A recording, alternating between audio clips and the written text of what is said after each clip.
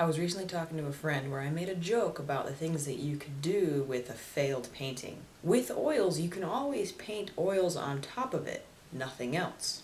You can't do acrylic on top of it, you can't gesso it again, but you can paint oils on top of oils. With acrylics, you can paint acrylic over acrylic, or you can paint oil over that acrylic. Whatever kind of mistakes you make, you can always fix it. Once we got to watercolor, I said, well, if you mess up with watercolor, you burn it. Now that was a joke. Watercolor is actually very versatile. And to prove that, I'm going to fix some of my failed plein air paintings. Welcome back to Paintings by Penelope. It is a chilly morning here where I live. I've got on my old tattered art sweater, as I like to call it, and my entire household is asleep, so I'm trying not to wake them. First up, we have my humility square. This was in Fort Bragg, California. Honestly, I don't really know what happened. Maybe it was the wind, maybe it was a different environment, the traveling, or the fact that I had to make sure I knew what my kids were doing. It's pretty bad, and today I'm going to fix it.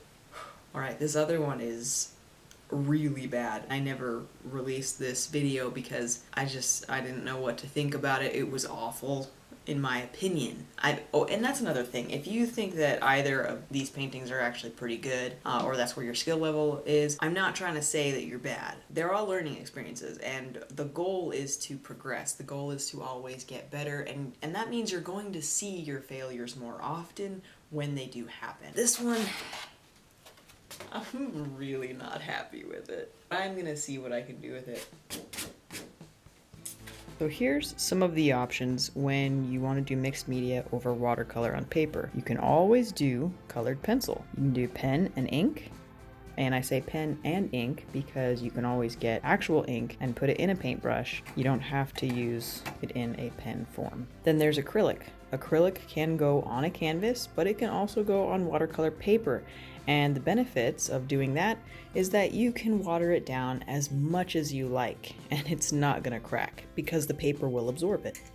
These are all my watercolor / acrylic brushes. They can be used interchangeably, but once you use a brush for oils, you can't use it for anything else. This is how I mix my paints a lot of the time. It costs less this way. I want to focus on acrylics. I think that I just like to test out acrylic on watercolor block because I'm also doing a little bit more research here. I was going to leave the sky alone, but I think I want to play around with it now. Because that's kind of what I'm doing. I said I'm going to fix it, but I really am just playing. It's fun to play.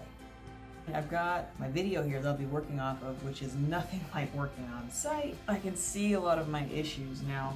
The color that I saw there is far more vibrant, probably because of my lenses.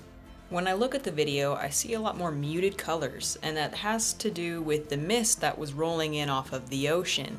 The image being distorted the way that it is makes it look like there's about 3 main colors, and that's the blue, the brown, and the yellow. The yellow I would have to use very sparingly. It's not something that is vibrant. It's not going to stick out a lot, but it is going to be necessary to give it just a little bit more of that contrast that I like. Now something happened here that I really enjoyed. As I went over the watercolor with the acrylic, that watercolor was reactivated because it is supposed to be suspended in water.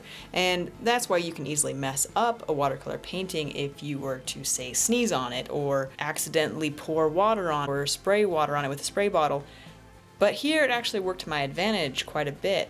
I was able to smooth out a lot of those harsh lines that I had created before on site with watercolor, and it actually made it so that I didn't have to add so much acrylic to it. It was a great way to get a nice flow to this project.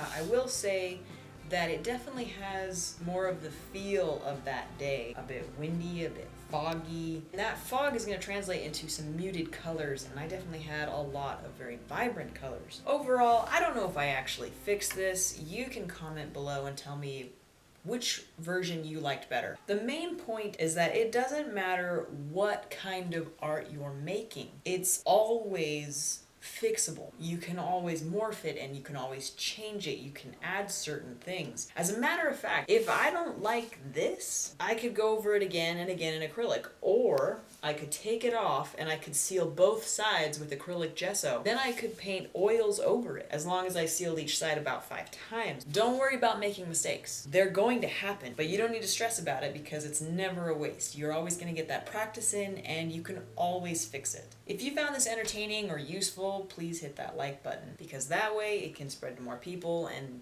maybe they'll learn something too. Thanks for tuning in, everybody. I'll see you next time. With oils, you can always point oil. Okay, this other one,